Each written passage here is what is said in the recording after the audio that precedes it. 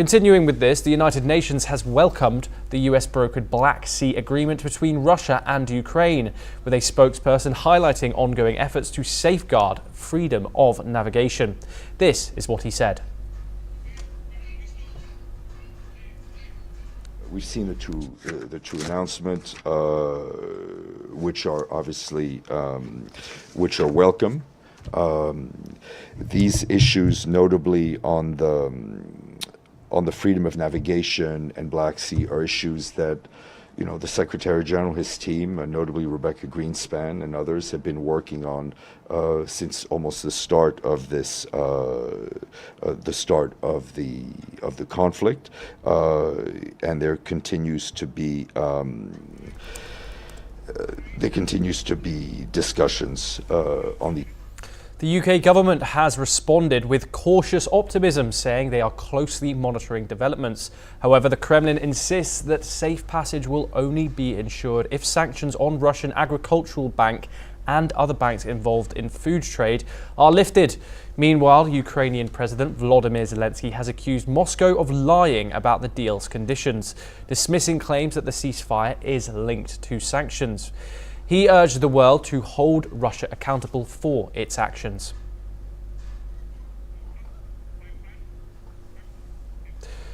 We are now joined by Joshua Barnes, correspondent and anchor for NewsX World, to discuss this further.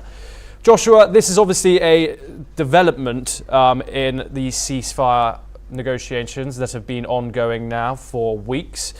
How significant is it as a development, and is this going to stop any violence in this fighting between Russia and Ukraine? Yes, Tom. Well, what we've seen is we have seen talks and we have seen progress. Of course, the US brokering talks with both Russia and Ukraine separately, held in Riyadh in recent days. Now, we must remember we are at the start of these negotiations. Fighting has been ongoing for over 3 years, and no ceasefire is ending direct fighting. The ceasefire that we've seen, of course, is looking at the Black Sea and making sure Black Sea shipping can continue. But there are ramifications of what we've seen in the last sort of 12 hours or so with these strikes will throw a spanner in the works, despite the widespread global support for this move. Now, strikes coming, or drones coming from Ukraine that were, of course, shot down by Russia, according to their defense ministry, over the Black Sea. We're not sure whether these were actually going to target anyone in the Black Sea or any shipping or any military bases along the coastline, but they were, of course, shot down. There's potential that they were going further into Russia. But I think this just signals the fragility of any deal that has been made. You mentioned there already, there are, of course, arguments and disagreements over what this ceasefire deal actually entails. We don't know specifically a start date. What we've seen in other conflicts across the world, like the war in Gaza between Israel and Hamas, there have been definitive dates and definitive laws set out around these ceasefire deals. There seems to be some ambiguity in what we're seeing currently in the deal that's been brokered by the US, and it seems that the deals are also separate, although the overriding theme is, of course, a ceasefire in the Black Sea region. But Russia, as you mentioned already, of course, have said that they're not going to follow it through until certain conditions that they want, restrictions and sanctions placed on their agriculture and wider Russia, they want to see, of course, lifted. But this is one that we will, of course, keep an eye on. There is positivity in the movement forward of negotiations and talks, but of course, yes, the underlying threat is still there with the war raging on between both nations.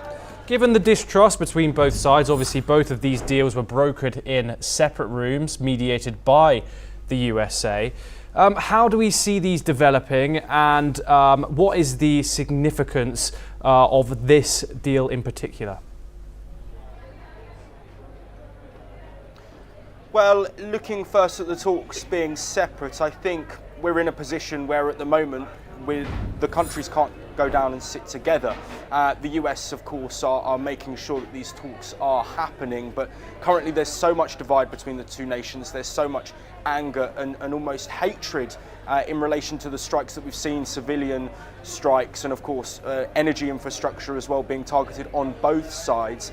I think the next step for any meaningful ceasefire conversation will need to be with every party in the room, whether that's just the US, Ukraine and Russia, or whether Europe are a part of it. We know Russia, of course, are very keen to keep European allied nations away from any of these discussions. But moving forward, I think those conversations do need to take place. In terms of this specific ceasefire and what we might see moving forward, I think there will be more clarity on the exact specifics of the ceasefire deal. We haven't had that yet. The US haven't commented. Russia and Ukraine, of course, have made statements on the other side, not following through with what they thought. But ultimately, in the public domain, we're not certain and we're not 100% clear exactly what it entails. So conversations will continue. We'll have a bit of toing and froing where each country blames the other for strikes and action, and like Zelensky calling Russia almost liars in essence with what they've done, and saying that we can't trust what Russia are saying.